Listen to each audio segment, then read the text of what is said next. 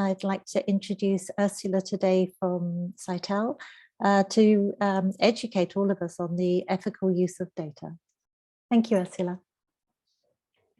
Thank you, Julie. Thank you very much. And thank you for inviting me to give that talk, because actually it was an opportunity for me to dig more into that subject, specifically to the data lifecycle, and also trying to find some examples of ethical debates in Australia and New Zealand. And I learned a lot while preparing this talk. I would want to start directly with the definitions of the words that I'm using. So which data do I actually mean? So which data do we want to use ethically? And I interpreted this to mean all data on humans in medical research. And so it is not only clinical trial data, but also observational study data, claims databases, electronic health records, what is called the real world data in nowadays drug development. And the reason is twofold. A, when it comes to clinical trial data, we are highly regulated, and there is broad consensus on most topics, on many topics, what is considered ethical or unethical. When it comes to real world data, there are still a lot of open topics that are currently discussed. So it's more interesting. And the other reason is that basically drug development develops in a direction where this data becomes more and more relevant for actual decision making on approval of drugs. So the lines between these data sources actually blur. When we talk about the data lifecycle, I take the definition as the WHO has given it. It means from cradle to coffin, which means the data is created, recorded, processed, and reviewed. In clinical trials, that is the implementation of the clinical trial. Then it is analyzed and reported. So we have our clinical study report, and most of the times we are ready with it. But then basically the data is transferred, stored, retrieved, monitored. And this is the interesting part where actually we do not only use the data, but we reuse it. So that's the area of high interest. When I'm talking about ethics, ethics and morality are two words that are often used interchangeably. When I speak of ethics, I consider that to be the area where we discuss our moral feelings. And I will say more about that later in the next slide, actually. And then the topic might have been better proposed to be ethical reuse of data than ethical use of data. So it is about the sharing of the data beyond the clinical study report. And so one of the questions, the ethical questions in that respect, is actually to whom do the benefits of the clinical trial data actually belong? And other questions are, whose research is it? Who owns it? Whose interests does it serve? Who will benefit from it? Who has designed the questions and framed its scope? Who will carry it out? Who will write it up? And how will its results be disseminated? That's a much broader set of questions, but is all relevant for what it actually means to use data ethically to the benefit of all. So I consider ethics to come from a bottom-up morality.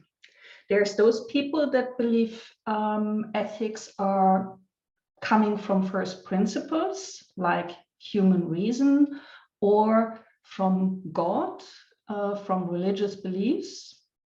And bottom-up morality is when you actually believe that we are all born with moral instincts, just like our fellow primates. and that those instincts are having to do with fairness, reciprocity, loyalty, self-sacrifice, all about the social fabric that we can live together in groups safely. And also it's very nice always to have this nice photo in here. But what it means is that you start with these moral instincts, and then ethics is the additional human thing with our language, that we try to speak with our fellow human beings about our moral instincts, because as instincts can be different, and we have to agree on certain things that are most important for our society. So that is when ethics come. And that means for the structure of my talk is that I will work with examples. As much as possible, I will work with examples, because that is where we have our feelings. And then based on our feelings, we think about what is the abstract, such that we can talk with our fellow human beings about what we think is moral or unmoral and what the ethics are behind it. This is very consistent with the fact that most of our codes of conduct are lessons learned from very bad things that have happened, where most people would agree that it is very immoral what has happened, and to prevent that to happen in the future.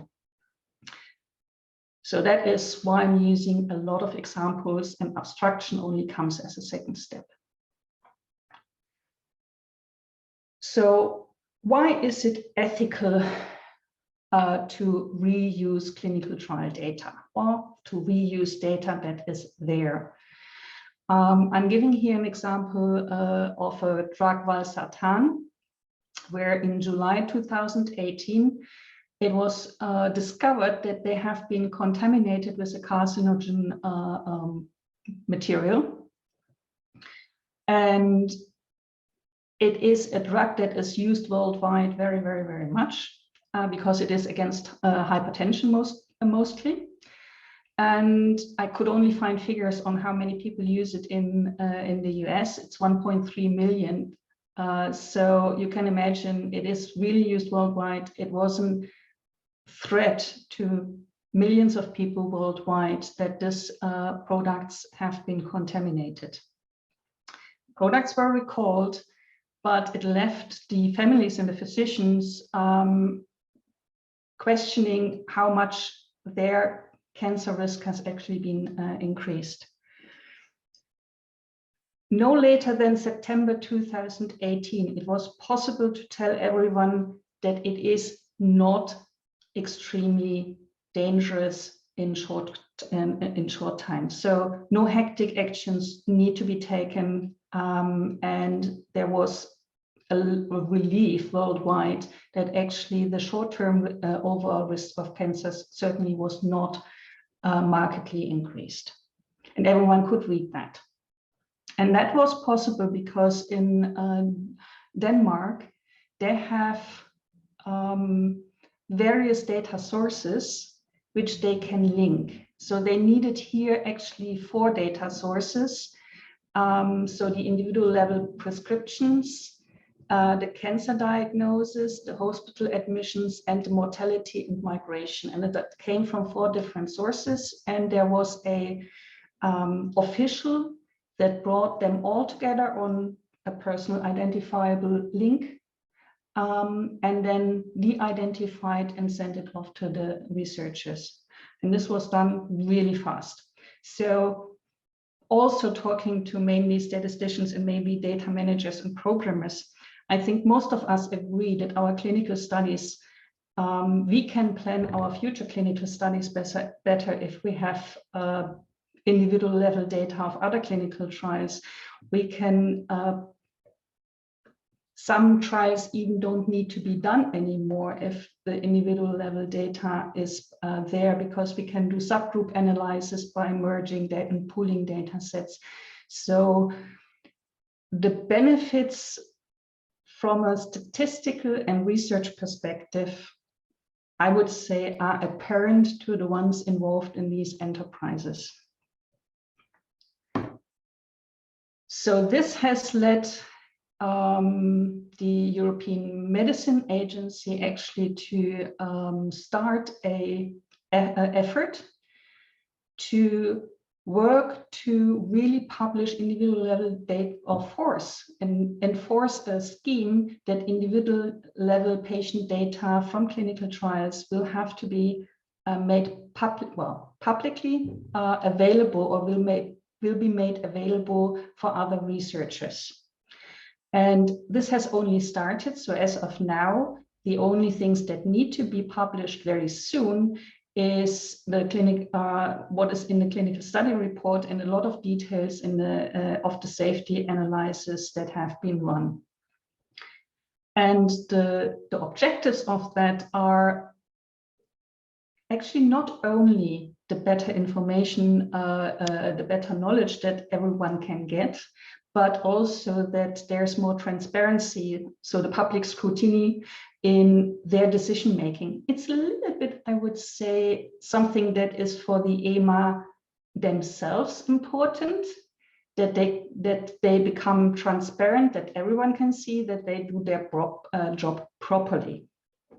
In Australia, you have the Fair Access Working Group, and there is this rule, I'm not sure how far they have progressed with it, that all public funded research outputs need to be findable, accessible, interoperable, and reusable. So the FAIR principles.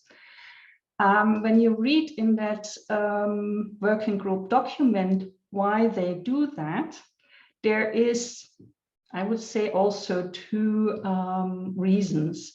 The one is actually the Australians' competitive position in the world where others do that.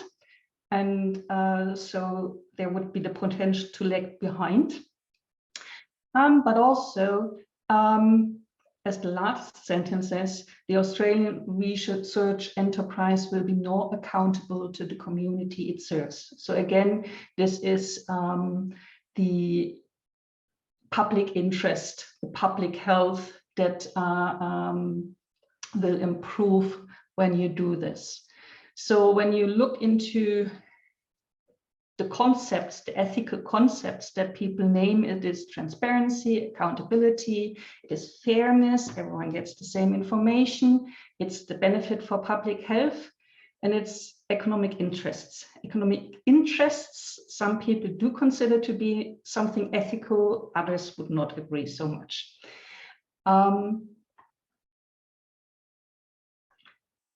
So on the FAIR principle and on actually the prerequisites for the benefits from reusing data, we have two very well-known principles, I would say. The data integrity, the ALCOA Plus, I think I've seen you have heard about them also in other talks. They are actually this whole data management of clinical trials and the responsibility of the data managers, such that the data can be trusted. It is about scientific integrity and truthfulness, and to prevent fraud, to prevent fabrication of data. And sometimes we forget that this is huge, and how much fraud and fabrication actually has happened in the past, because I think we have it pretty much under control in clinical trials. There's not much fraud and fabrication possible anymore because of good regulation and because of very many people doing an incredible work here. And so when preparing, I'm almost again forgot about that part, but every data manager who does his or her best on that subject actually is laying the basis for any ethical use of the data. And the FAIR principles go then beyond. And anyone who has ever had a project where they had to look into legacy data of not clinical trials necessarily, but of a company, and you try to merge Excel sheets with columns you don't understand, and rows you don't understand, and with non-identifiers across the different data sets, knows what it means to prepare a data set such that others can really understand what is recorded in the data sets. And giving the data sets that they have now, there are no Excel sheets, there are databases. This to prepare data to be useful for others is yet another big challenge. And here comes in why it's interesting to also look into the real world data. We have a data standard for clinical trial data. We do not yet have a data standard, an agreed data standard for real world data. And there's a lot of debate and a lot of publications. CDISC tries to install itself also for the real world data. The FDA supports that. And I would kind of agree, because it was such a successful enterprise for clinical trial data. And maybe also to recognize the efforts of CDISC. CDISC started to be volunteer work.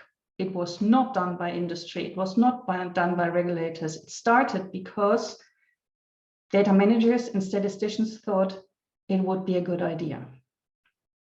So here in the real world data, we are still in the process to find a common standard. And this, what I'm citing here is a very nice publication from 2016, which has also this brilliant idea of a graphical abstract on what they have done.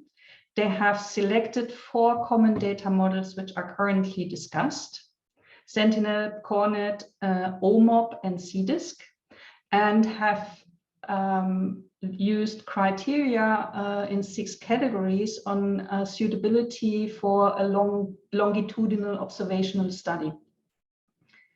And when they analyzed their results, their favorite would be actually the OMOP rather than the CDISC.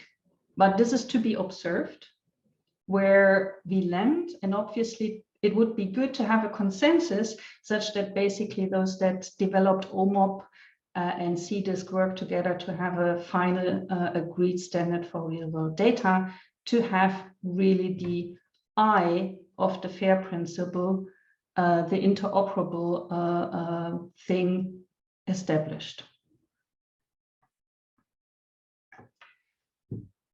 So we could stop here, say it's perfect, everyone is happy. Ethical use of data means that clinical trial data should be shared and all data should be made available for everyone for the better of the research. So what are the ethical problems? Well, the clinical trial sponsors and the investigators, actually, if they have to take the costs for it, but then everyone profits from it, feel that they will lack the appropriate recognition and reward for their work. And they want their legitimate interests to be protected. Investigators, also often the credits to the investigators is their career, is their reputation. It is being able to do the publications. If now they do all the work, and then others do the publications, then also they fear that they are not getting the credits that they deserve. The sponsors of the clinical trials, they say, if my competitor can use my data to get a product license on another market, then that is actually giving them an unfair competitive advantage without even doing any original clinical studies. And they want to be protected from that. This all comes from a publication you will find in the references. Sponsors and HEOR agencies, so health and economics outcome research.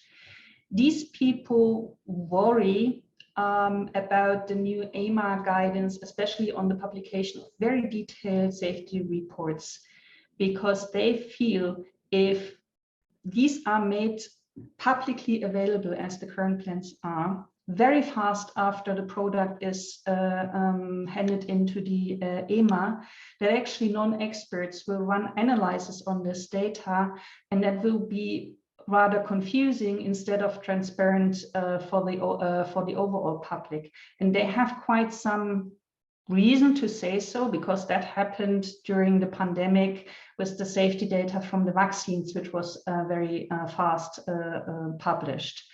So the question, will it really help the transparency and the understanding and the knowledge of the public, also depends a little bit on who will use the data with which proficiency and which knowledge. Investors obviously don't like necessarily the idea very much, because there's increased costs and the benefits don't get larger. So basically what they say is, if you impose that on us, then the costs increase, then the incentives to support drug development will go down, and in the end, patients will benefit less from innovation. But taken together, the ethical issues raised here are about fairness and innovation. And the common understanding here is that one tries to address, by the process of publication of data and sharing data, these concerns, such that we really have a consensus. Now coming to the true unethical things that have happened in the past. And I'm German, so I'm very aware that the Declaration of Helsinki came to life after the Nuremberg Code because of the barbarous experiments that have been performed on prisoners of concentration camps and institutions of disabled people by the Nazis in my country. So knowing that this unethical experimentation can happen, should we reuse data that has come about unethically? And I really, if you're interested, really read this, The Ethics of Using Medical Data from Nazi Experiments, that I'm linking to, because there's pros and cons. The pro is, if the data is there and it would help other people not getting very ill or die, then it is a mandate to use that data for the benefit of these people. And where they become a little bit over the top also to my moral instincts is when they say that it would actually post hoc honor the patient, the people that have been used to generate that data. That is where I'm getting off the track, and I'm saying it is difficult to use that data somehow giving credits to the people that have collected it, and how to avoid giving credits to the people that have done those barbarous experiments. That's the question. In reality, I think the problem is not that big, because most of that data actually also suffers from fraud, fabrication, and poor scientific practice. So it's not that valuable. What comes for our clinical trial data is that the biggest ethical, unethical type of experimentation is prevented by the Nuremberg Code and the Declaration of Helsinki, which is then also implemented to a large extent in the ICH guidelines, to which we all follow to do the good clinical practice. And most of all, the voluntary consent of the human subject is absolutely essential. That comes from the Nuremberg Code. Nuremberg Code only has 10 topics, so it's easier to display here than the Declaration of Helsinki. But you will, in those 10 topics, you will find more or less everything that is also in the Declaration of Helsinki, only there it takes all the details into account. So the wordings, the concepts, the ethical concepts behind that is that human beings, be they part of a trial or not, have a right to self-determination. Every human being has his and her dignity. We do not want to do harm on our fellow human beings, and we don't want to discriminate them. Now, this is what I have found as an unethical experiment, which has been happening in New Zealand, and it has a long story. It was only revealed in 1987 that in this National Women's Hospital in Auckland, New Zealand, there was an unethical experiment going on since 1966. And it started with a good intention. Dr. Green did not believe that carcinoma in situ would be a predecessor of cervical cancer. He did believe that this pap smear that was offered, that was generating money and not support for the people, for the women. He was an outsider with that opinion. But he said that it is not good for the women to be put into fear and undergo a lot of additional diagnosis and interventions because it is unnecessary. So it's unethical to run these pap smears.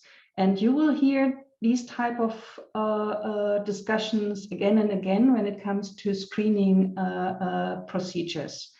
So he was opposing that and wanted to do a natural history study of carcinoma in situ. And he was given agreement in 1966. And that agreement also included actually that the women would be left in dark about their results and about their potential cancer, because the women should not be upset. It's one of his concerns is that women would become upset about their diagnosis and would live in fear. So he quite paternalistically, and there's some O-tone in some articles that you can find on the internet on how he thought about women and the relationship of women with their physicians and how much the responsibility for everything lies with the physician and women should be left in dark. It got from bad to worse in that respect when actually there were first indications that this is not such a good idea. In 1969, a physician or the laboratory person in the laboratory who was running the diagnosis on these women in the long term observed that he became concerned that this is not a good idea with this study. And he reported that. And he was denied, or people did not react positively on his concerns. Then the first patient died, and he raised those concerns again, together with, I think, meanwhile, others. But it became very bad because in the end, he was faulted as not having diagnosed that lady early enough. So it's not the study's fault, it was his fault. And so he was really silenced heavily, and it became more apparent that there is a risk, but then data was actually fabricated. Data fraud did happen because Dr. Green did not want to go let loose of his hypothesis, and it might be bad for him, or maybe he would feel that he has done something wrong and he didn't want to have that feeling. So data was fraudulently fabricated, ignored, written up wrongly, and he was all the time being protected by the board in his institution. So it took really until the late 1980s until it all was revealed, and it took, I think, until 2017 that the women were excused for having been put on an experiment without their knowledge that they are part of an experiment. So you could say, what does it have to do with us, clinical trial data? We all have that informed consent. Well, when you go to real world data, the informed consent isn't that obvious anymore. And natural history studies, they have to go through a review board, but the regulation is much less tighter. And if there's just an Excel sheet of some data, it will not be considered real world data by agencies.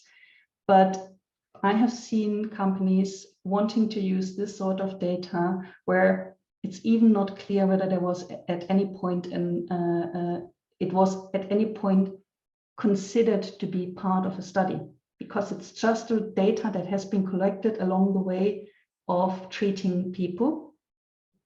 So we have to be, this whole topic of informed consent is coming up again when we talk about real world data. And obviously, self-determination is the ethical principle. These women were denied self-determination because they were given no information. And in the end, they were harmed because some died and got cancer, which could have been prevented.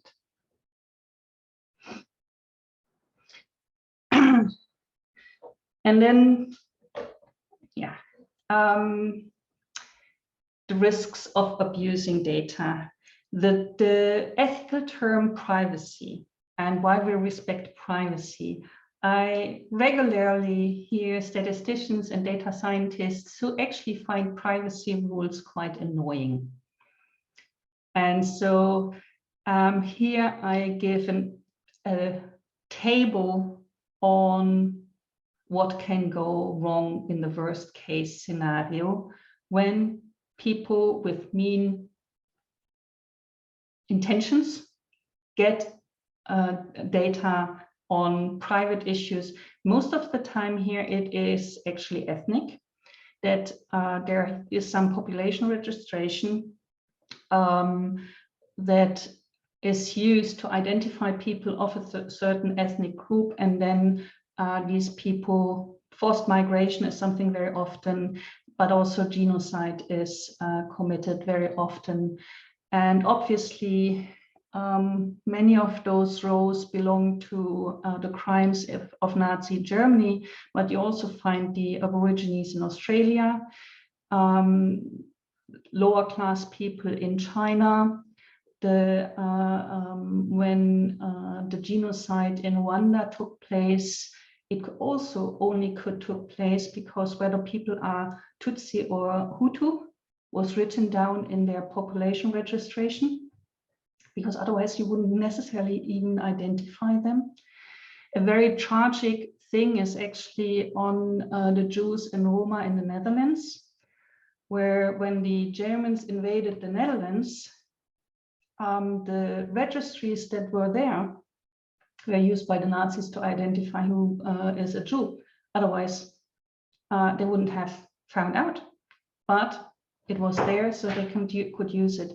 And it is also related to medical records, because in Germany, it were the medical records that were used to identify the mentally ill and the disabled, and to incarcerate them and let them starve and die with experiments, without experiments as well. So if people get hold of very sensitive data that should better not have that, it can result in genocide. And so there is a reason, I would say, to have privacy. Most of the time, it is not that bad. When there's surveys, also in Australia, there was one in 2005, when everyday people are asked whether they would feel comfortable if their doctors would share their medical records with others. And most of the time people say no, they're not, or many people say no, I'm not that comfortable, even if it's the identified, because people know the identification is sometimes can be traced back. And the things that they say that they fear is discrimination by employers. If employers get to know this data, they fear stigma in their neighborhood, and quite rightly so. There is certain lifestyles which you can be stigmatized by. There is when your physician reads that you have a mental disability or you have a mental illness, he or she is more likely not to go deep with the diagnosis, as if they don't know that. So you suffer actually from worse healthcare if people know it. So to know who knows what of you and to be in control of what someone else knows of you is something which is very dear to the heart of many people. And so this privacy rule has something to do with the dignity of a human being, with anti-discrimination and not having harm on people. This is now, I need a little bit longer to say why this has something to do with data use. The interesting ethic debate has happened, is still ongoing between those people that say we need to have placebo-controlled trials instead of active controlled trials whenever justifiable, because they are better in distinguishing between efficacious and non-efficacious treatments. And so it is to the better of the public health, because we thus avoid ineffective drugs to become approved. Also, placebo-controlled trials altogether need smaller sample sizes so that fewer subjects are exposed to the uncertainties of a trial. And there's a utilitarian argument that it is okay that few suffer for the good of an infinite number of patients in the future. There is the active control orthodox people that say that placebo-controlled trials, whenever there is a standard of care available somewhere, possibly, you expose the trial subjects to some additional risk, harm, or discomfort.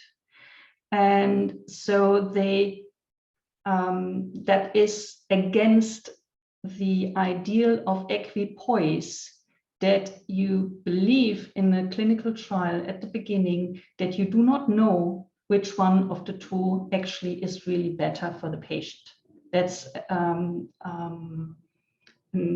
ideal for setting up clinical trials, that basically you can only randomize really when you believe that both you really do not know what is better for the patient, because otherwise the patient should get the treatment that is better for him or her. And so it is, in the end, the active control orthodox brings some deontological argument that the obligations of the physician to protect the patient outweigh the gains of information for society. It's deontological because it goes back to Kant saying that you should never use another person as a means to an end, but always a person is an end in his or her own. Now, what does that have to do with data use? And I will give an example on which the debate of placebo versus active control arose very much in the US.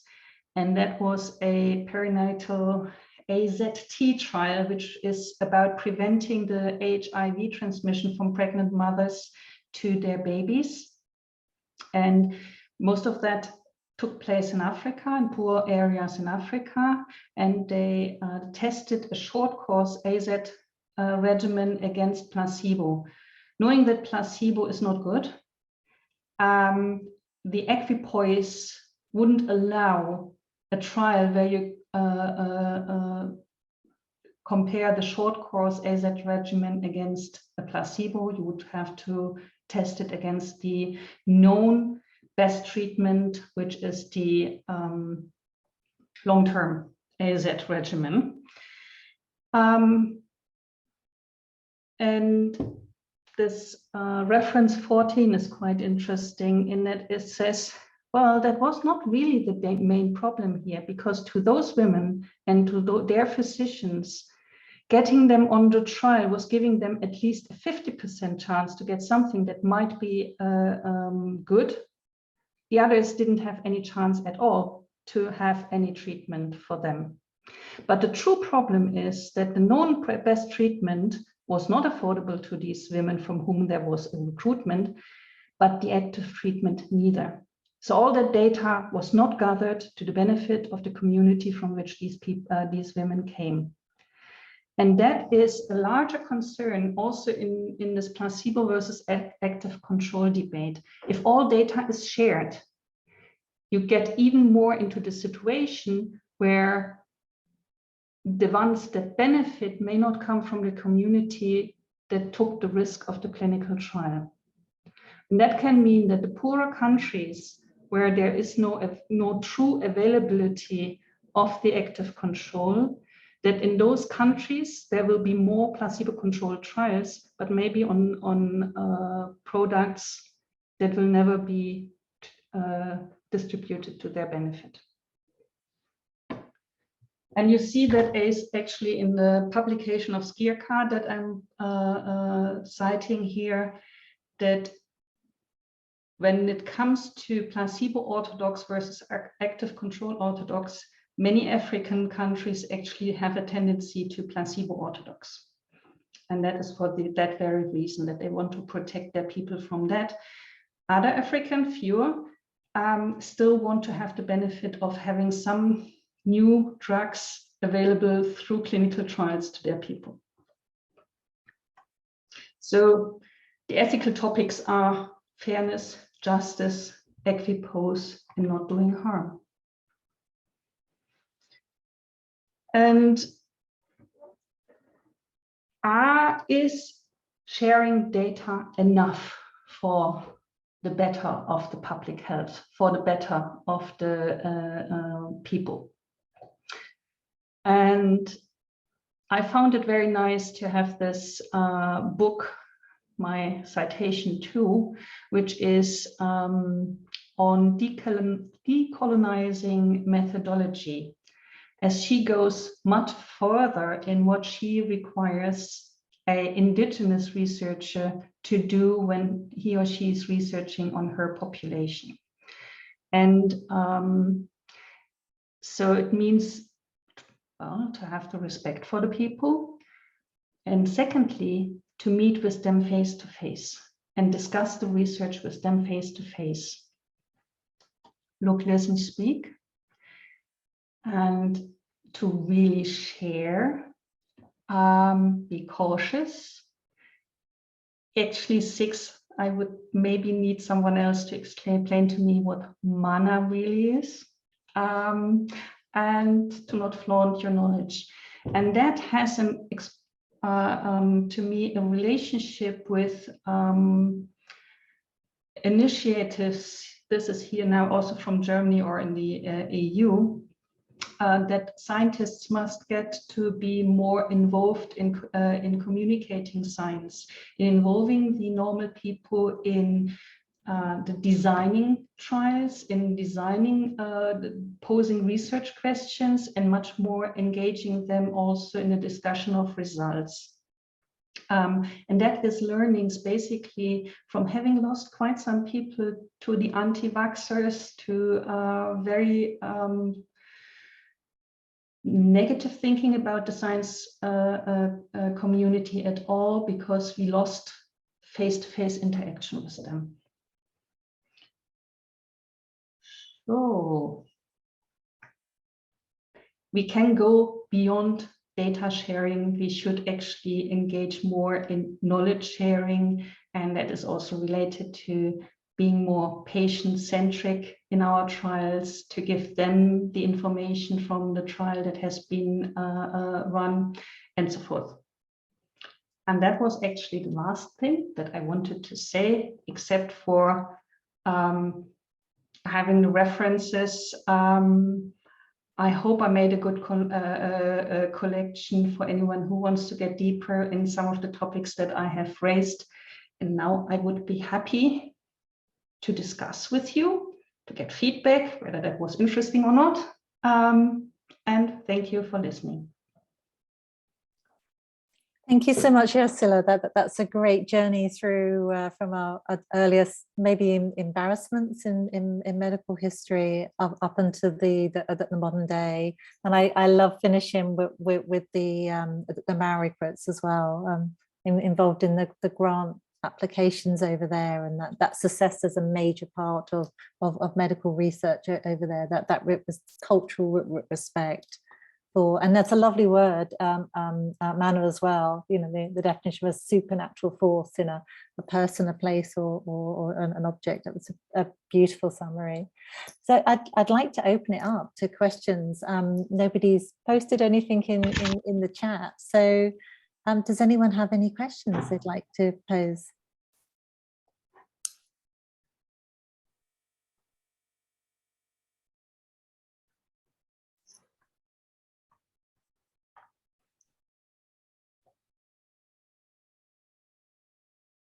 Okay, I'd like to kick one off straight away with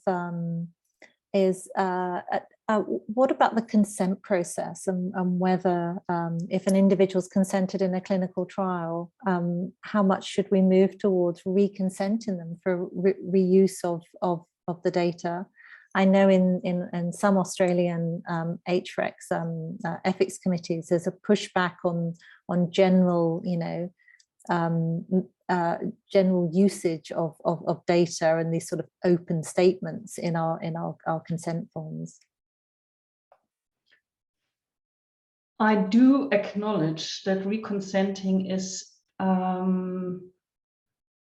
actually quite difficult to combine with privacy, because it means that you have to trace back the people from the research, and it is when people move and so forth, it is difficult to keep track of them.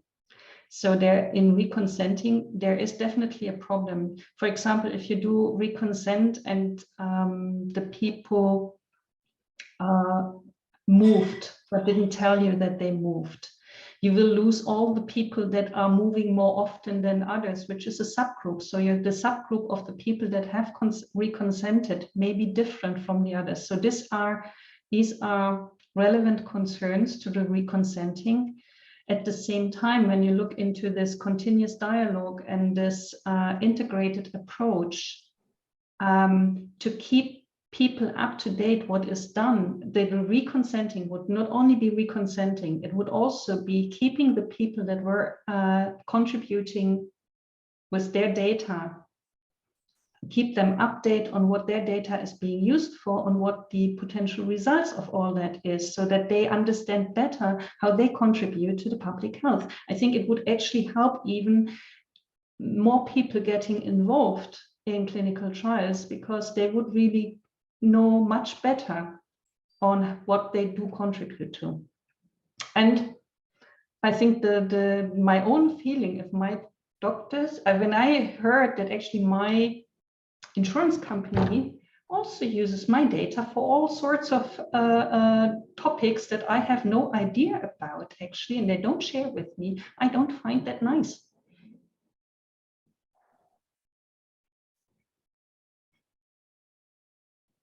Are there any other questions?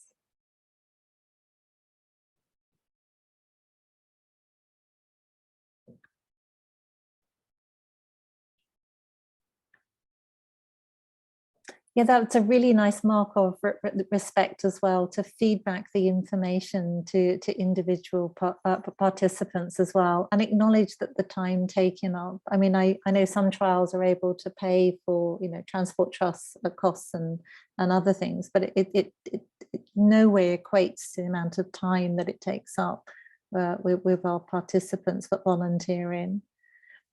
You raised some interesting things as well around is it ethical not to provide metadata and to document data dictionaries and to say where the data is stored and everything, you know, to ensure the data can be reused? I mean, it's a fantastic example from the Danish registries, how they're able to answer question really quickly. I was wondering if you could pick up on those points as well, Ursula.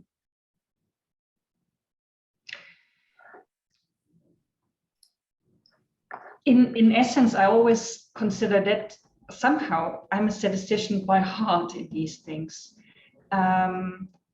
Science should be reproducible and reusable and redoable. And if you don't do that effort, basically it is lost. Lost after you have done your publication and you have gotten your approval or whatever. And then nothing can be done with your data at 2 years or 3 years later, because no one knows anymore what your data was about. So for me, that has a lot to do with scientific ethics, saying that if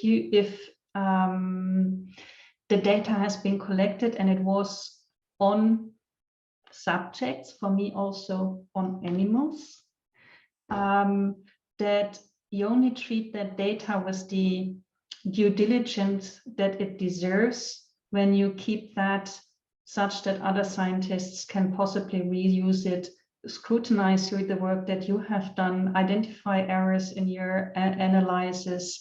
So all that scientific integrity to me is related to doing that effort. Same to the data management. So we do not do our job as scientists if we don't do that correctly. Well, given the time and budget, obviously. Absolutely. Martha, can I invite you to pose your question to Ursula?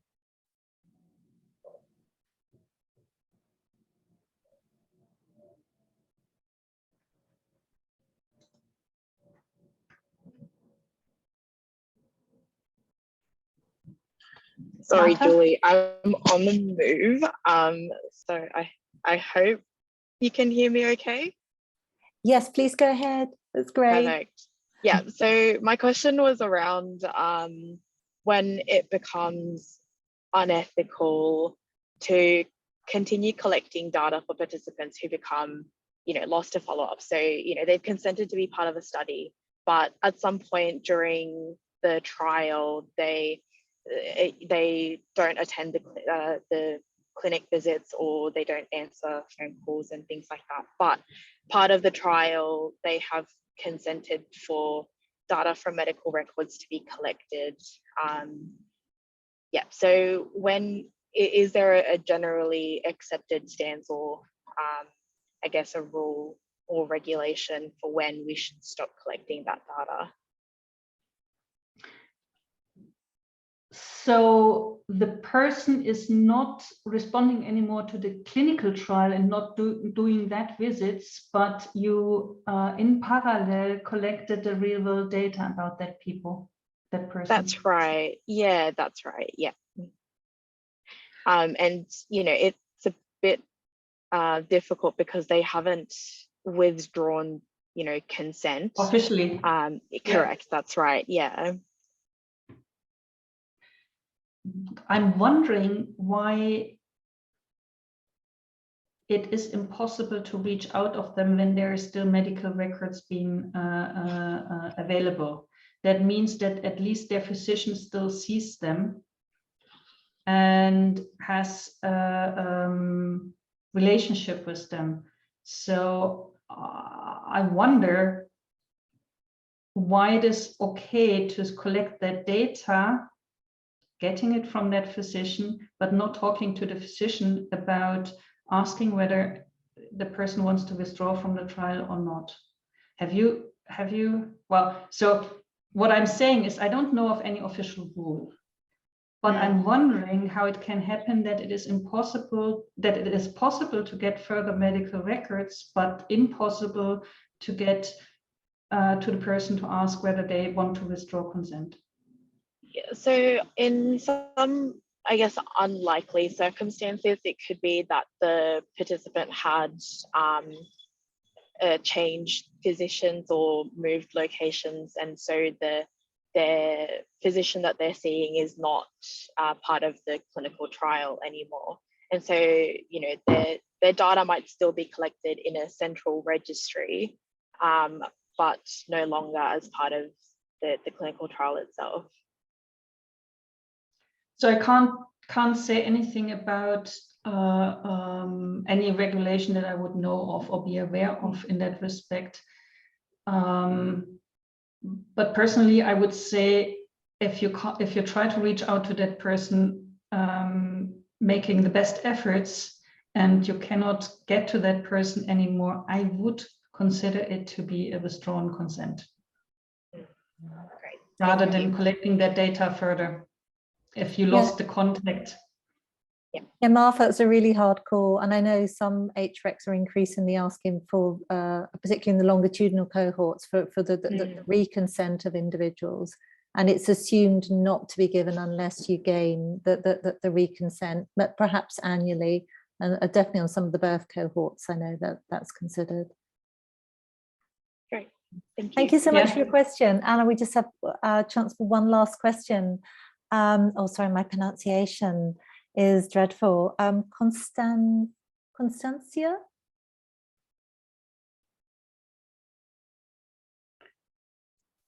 Yes, that's me, Constancia. Yes, I had a question that I posted in a chat. So we had one case when one of our participants asked for the whole data that we collected from the participant over 10 years of the cohort study. So my question is it unethical to not provide the participant with the data? We had a consent from him for the whole 10-year study. So there was no issue with withdrawing from the study. The issue is if the participant asks us for the data, should we provide them with it or no? Well, if it's only the data on that participant, yes, it's that participant should get all the data collected on him. It's his data. Yeah, so you think the raw data will do, not the clean data that I process over the years, just the raw data. Like, let's say, would you recommend the PDF files of the surveys or recording of the interviews? Basically, from the point of view that when you see him in his right of self-determination, it would be fair to share with him not only the originally collected data, but also the conclusions that you have drawn from it. That would mean the clean data, that you share all the knowledge that you have gained on him and all what you have discussed on him. That would be the right of self-determination. And I think we're very fortunate in Australia that we have very good dialogue with our HRECs. So I definitely go back and ask them for their advice or advice from the chairman of your local HRECs as well. They are an amazing source and they work tirelessly to support us. Thank you so much for your question. Oh, sorry. I was just also cautioning. I was now talking from my morality and from the ethics. So obviously I'm not aware of the exact regulations in Australia with respect to that person. So you asked whether it's unethical. So I answered only about the ethical side, not about the legal side. And I think it's sometimes it's dangerous to say things when people then consider ethical to be the same as legal and vice versa. So I hope that That's I'm really not- good points. Thank you so much, Ursula, for all of your input today. And say a huge thank you on behalf of everyone. And thank everyone for joining us, and to direct you as well to the ActorSing website. Membership of ActorSing is free of charge. So I urge all of you to apply as well. So have a lovely day, an evening or morning for some of you.